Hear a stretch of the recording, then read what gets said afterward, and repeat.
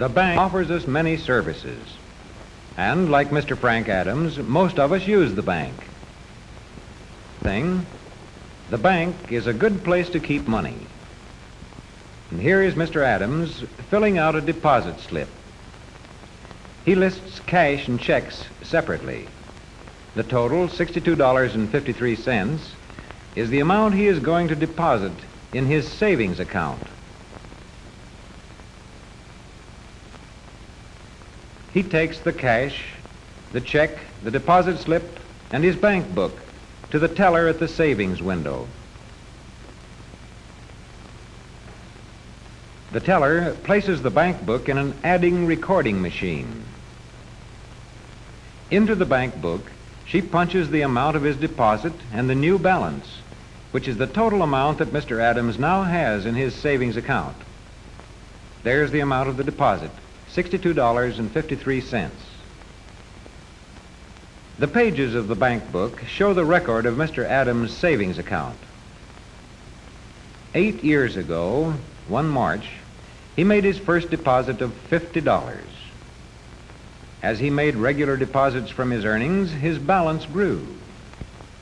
But his balance actually became greater than the sum of all his deposits. For at the end of each 6 months interest period, the bank added interest to his balance, which therefore kept on growing.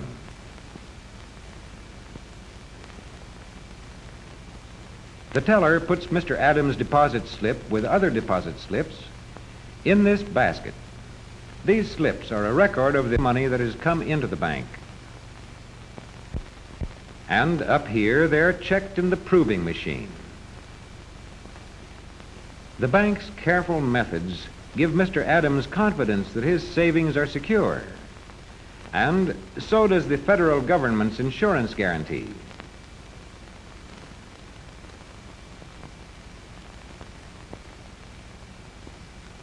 Some of the money of the depositors is kept behind the great door of this vault.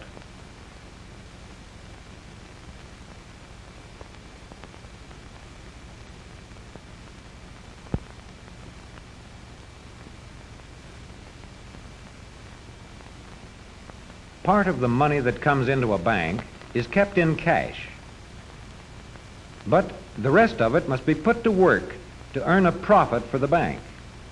And so, the bank invests much of its money.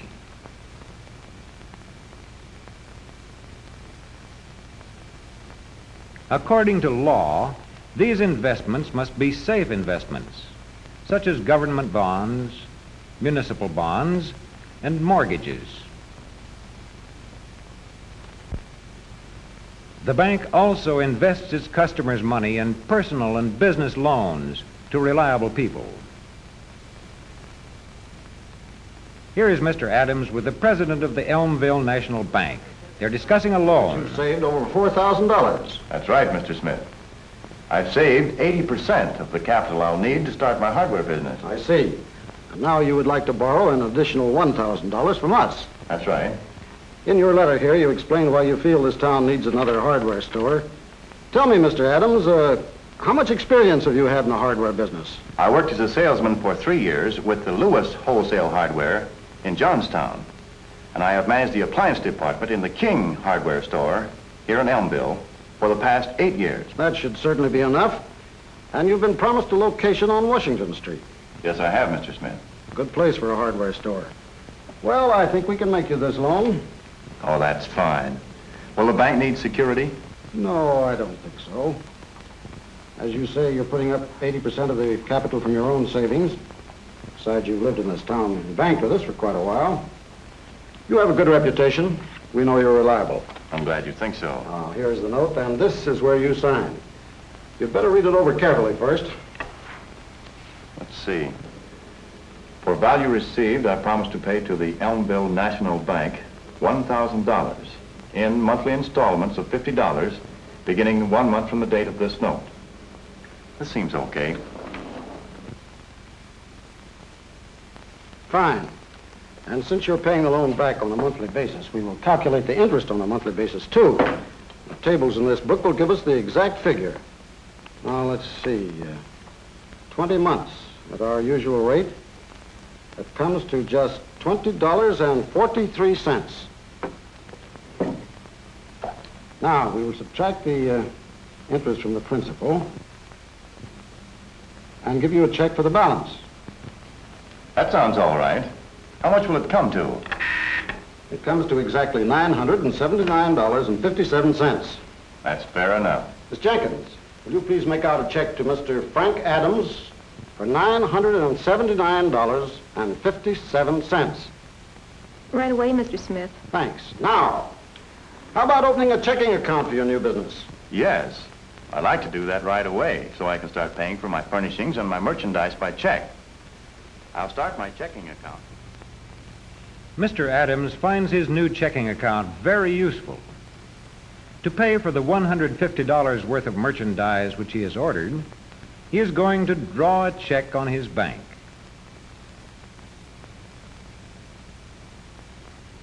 Here is the stub of his check. To the balance brought forward, he has added his most recent deposit. From the total, he subtracts the amount of his present check, $150.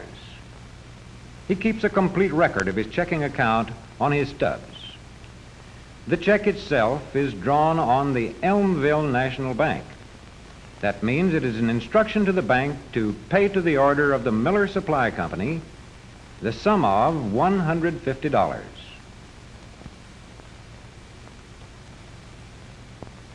Mr. Adams writes the amount in words so there can be no mistake.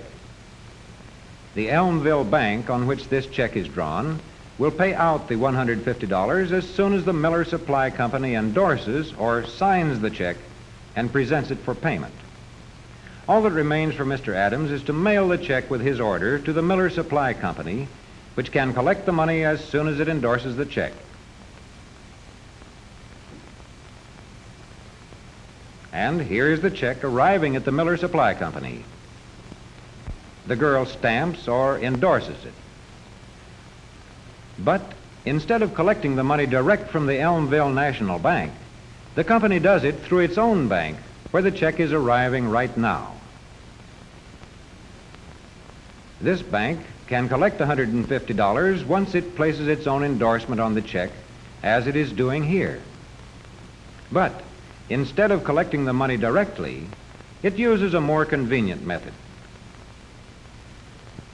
Like many other banks, it sends its checks to the Federal Reserve Bank for collection. The Federal Reserve Bank is set up to handle thousands of checks from hundreds of banks in a single day. All these banks save themselves a great deal of trouble by collecting on checks through the Reserve Bank. The Federal Reserve Bank collects the money direct from the banks on which the checks are drawn and returns the checks to these banks. And so, Mr. Adams' check reaches the Elmville National Bank, where it is canceled to show that $150 has been paid out of Mr. Adams' account. As proof, the canceled check will be sent to him along with his monthly statement. And here Mr. Adams is serving a customer in his hardware store. He is building up a prosperous business with the help of his bank loan and the money he has saved over the years in his savings account.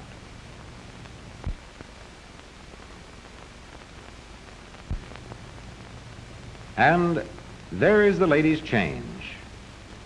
But speaking of change, the store is beginning to run short of it.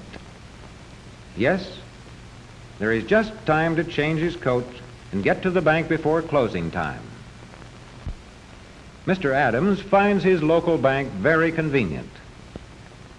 Not only because it can always give him all the small needs, but also because of its other services, such as his savings account, the loan which it gave him, and the checking account which makes it possible for him to pay for his orders by check. At the teller's window, he is getting his small change, conveniently wrapped in paper and labeled nickels, dimes, quarters, and half-dollars. Mr. Adams is a good customer of the bank. In return, the bank provides many services for him and for everyone who uses the bank.